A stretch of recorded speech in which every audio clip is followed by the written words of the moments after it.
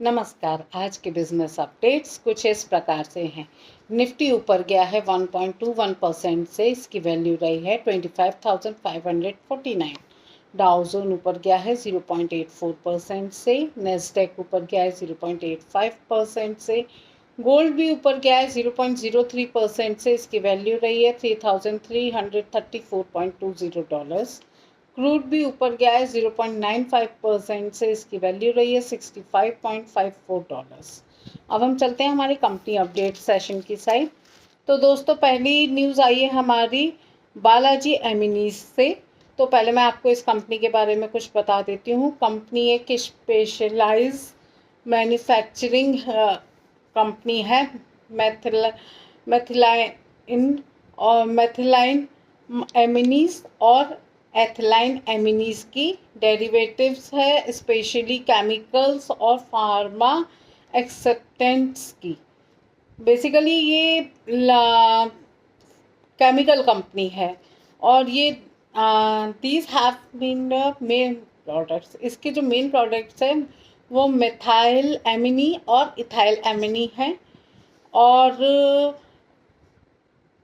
ये फैसिलिटेट करती है manufacturing of derivatives with our downstream products में various pharma pesticides industries apart from user specific requirements. Actually ये specialised chemicals बनाती है। ये जो हम रेगुलरली केमिकल्स अपनी डेली लाइफ में जो यूज़ करते हैं वो नहीं बनाती, सम स्पेशलाइज्ड केमिकल्स बनाती है। तो इससे रिलेटेड ये न्यूज़ आई है कि कंपनी को ISO प्रो PYLAMINE प्रायलैमिनी नामक एक लिक्विड है, एक केमिकल है जो कि कलरलेस है, फ्लेमेबल है और हाइग्रोस्कोपिक है। इस लिक्विड की मैन्युफैक्चरिंग के लिए उन्हें सहमति मिल गई है और इसकी ट्रायल शुरू हो जाएगी अभी कुछ दिनों में और कमर्शियल प्रोडक्शन भी जल्द ही शुरू हो जाएगा। इसके बाद हमारे पास आई है यूनियन बैंक ऑफ इंडिया की न्यूज़ है और इसके बाद इस बैंक के बारे में मैं आपको बता दूं कि बैंक इंगेज्ड है, बिजनेस करती है बैंकिंग सर्विसेज में, गवर्नमेंट बिजनेस में, मर्चेंट बैंकिंग में, एजेंसी बिजनेस में, insurance, mutual funds, wealth management और फाइनेंशियल सर्विसेज प्रोवाइड करती है। इसके बारे में न्यूज़ ये है कि कंपनी डेट और इक्विटी के जरिए 6,000 करोड़ तक की फंड राइजिंग को मंजूरी दे चुकी है। तो ये जल्द ही होने वाला है। अब हमारे पास है जियो फाइनेंशियल सर्विसेज की तरफ से न्यूज़।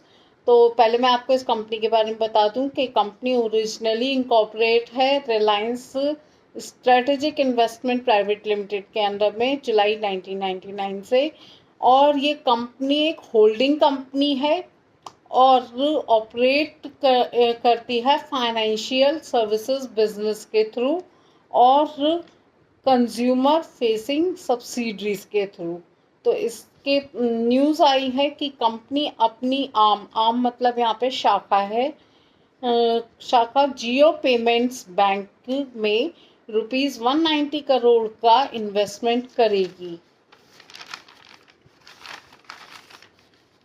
अब हमारे पास वोडाफोन इंडिया की तरफ से न्यूज़ है। तो पहले मैं आपको इस कंपनी के बारे में बता दूं कि कंपनी एक लीडिंग टेलीकॉम सर्विसेज प्रोवाइडर है इंडिया में। कंपनी इंगेज है बिजनेस ऑफ मोबिलिटी और लॉन्ग डिस्टेंस सर्विसेज, ट्रेडिंग करती है हैंडसेट्स और डेटा कार्ड्स में। तो इसके बारे में न्यूज़ है कि नेटवर्क कंपनी बोलस्टर नेटवर्क से $2.9 बिलियन का लोन इन्होंने मांगा है।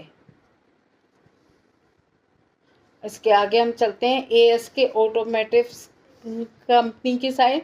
अब देखते हैं इस कंपनी में क्या न्यूज़ है। तो पहले मैं इस कंपनी के बारे में आपको बता देती हूँ कि कंपनी एक मैन्युफैक्चरर है एडवांस ब्रेकिंग सिस्टम्स की, टू व्हीलर्स की इन इंडिया में। इसकी न्यूज़ ये आई है कि कंपनी ने TD होल्डिंग GmbH के साथ 49:51 का जॉइंट वेंचर एग्रीमेंट किया है। और ये एग्रीमेंट पैसेंजर व्हीकल्स के लिए sunroof control, helix cables की मैन्युफैक्चरिंग, मार्केटिंग और सेलिंग के लिए किया गया है। तो अभी आगे हम देखेंगे कि हमारे टू व्हीलर सेगमेंट के लिए ये एक बहुत अच्छी न्यूज़ है, क्योंकि बेचारे वो बहुत परेशान रहते हैं जब high sun heat sun waves चलती हैं, तो बहुत परेशान हो जाते हैं। तो let's see, it's a positive sign. और फिर हम चलते हैं सीएट की साइड। ये एक, आपको पता होगा, सीएट कंपनी तो एक टायर बेस्ड कंपनी है वैसे तो, और मैं आपको इसके आगे बताती हूँ कि यह है क्या बेसिकली।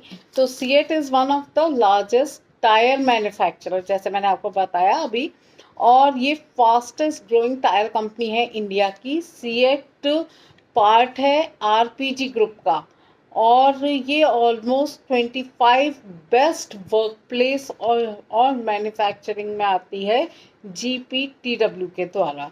तो इसकी न्यूज़ ये आई थी कि कंपनी ने NCD के ज़रिए ₹500 करोड़ तक इकट्ठे कर लिए हैं और मंजूरी दे दी है कि अपनी शाखा सीएट ओथ लंका में ₹400 करोड़ का वो कैपिटल इन्फ्यूज़ मतलब डालेंगे का, और उसको आगे बढ़ाने की कोशिश करेंगे। ये कैपिटल वो डालेंगे एक्स्ट्रा, इसका अप्रूवल सीएट ने दे दिया है। तो ये तो थी कुछ कंपनीज अपडेट्स हमारे। अब हम चलते हैं हमारे इंटरनेशनल अपडेट की साइड। तो ईरान इजराइल वॉर ने इंडिया के डिफेंस सेक्टर में फ्रेश इंटरेस्ट लिया है, मतलब कि अब उन्हें इंडिया दिख रहा है। तो इस न्यूज़ का, ये तो एक बात है, इसकी न्यूज़ के मेन पॉइंट्स हैं जो हैं वो मैं आपको बताती हूँ कि ईरान इजराइल वॉर ने इम्पोर्टेड ऑयल पर भारत की निर्भरता और क्रूड ऑयल की प्राइस में पॉजिटिव उतार चढ़ाव, मतलब अप डाउन्स के कारण इसकी इकोनॉमी पर पड़ने वाले असर को मार्क किया गया है। मतलब कि जो ऑयल प्राइस के अप्स एंड डाउन्स आते हैं, उस पे बेसिकली अभी हमारी इकोनॉमी पे जो असर पड़ता है उस पे इन लोगों का ध्यान गया है। और जियोग्राफिकल क्राइसिस ने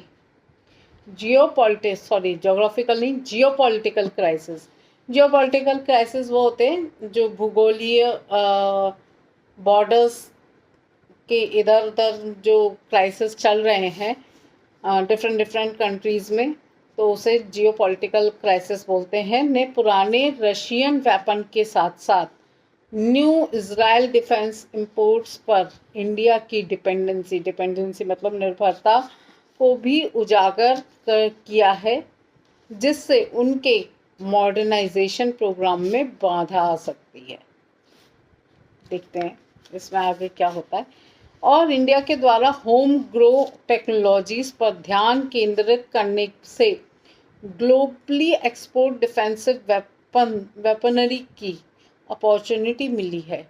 मतलब कि अब हम लोग जो वेपन्स अपने ऊपर हम निर्भर हो रहे हैं ना, जैसे हम बहुत सारे सैटेलाइट लॉन्चर और बहुत सारे वेपन्स बना रहे हैं अपनी तरफ से, अपने ही कंट्री में, हम किसी से ले नहीं रहे हैं।